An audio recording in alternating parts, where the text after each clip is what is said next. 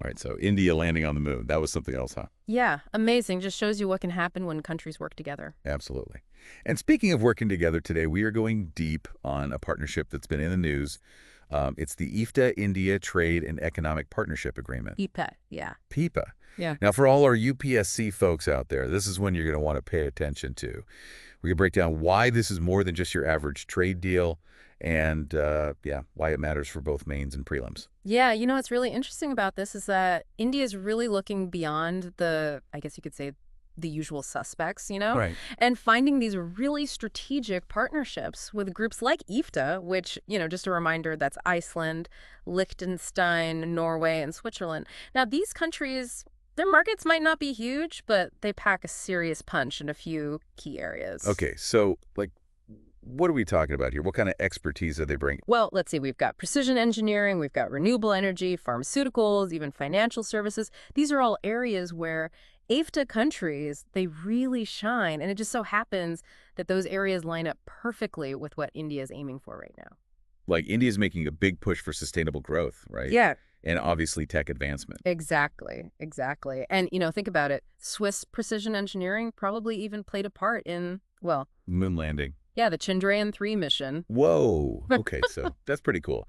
All right, so let's get into the nitty-gritty here. What about TEPA itself? We know there's the, well, usual suspects, tariffs, customs, and all that, but what really makes this thing stand out? Well, one of the big things is that TEPA is really looking at the long game. Okay, we're talking EFTA countries have committed to investing, get this, $100 billion. Yes, $100 billion, and creating 1 million jobs in India. And this isn't just some short-term thing. We're talking over the next couple of decades, Ooh. which to me says they're serious, they're committed to fostering economic growth and development within India. All right, so UPSC students listening, this is essay material right here. Absolutely. This kind of economic diplomacy, its impact on India's growth trajectory, definitely something to think about. Okay. So it's more than just setting up shop in India. It's really about that collaborative growth. And I'm curious about this.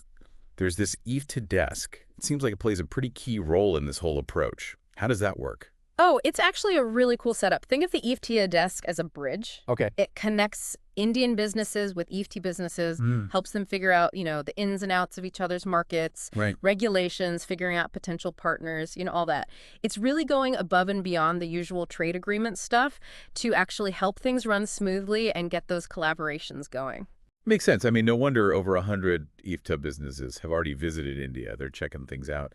But one of the things that really sticks out to me is this emphasis on innovation and sustainability that seems to be like baked into this whole partnership. Oh, yeah, you're right on the money there. So TEPA, it's designed to encourage knowledge sharing. Okay. Like, let's take Norway and Iceland, for example. They're world leaders in hydropower and geothermal energy, right?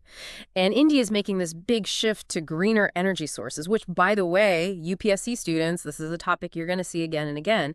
So this partnership, it's this amazing chance for India to learn from the best and figure out how to make those technologies work in the Indian context. Okay, so each side brings its A game, Yeah. and you get something that neither one could have pulled off alone. I mean, this could be like a real turning point for India's renewable energy sector. Mm-hmm.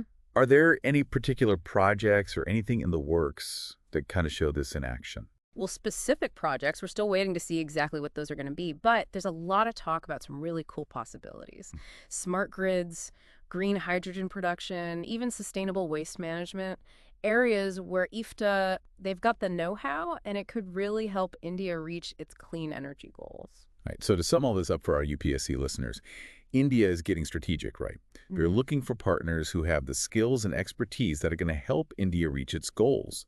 This EFTA-India partnership, this TEPA agreement, it's a perfect example of that. This isn't just about buying and selling goods. It's bigger than that.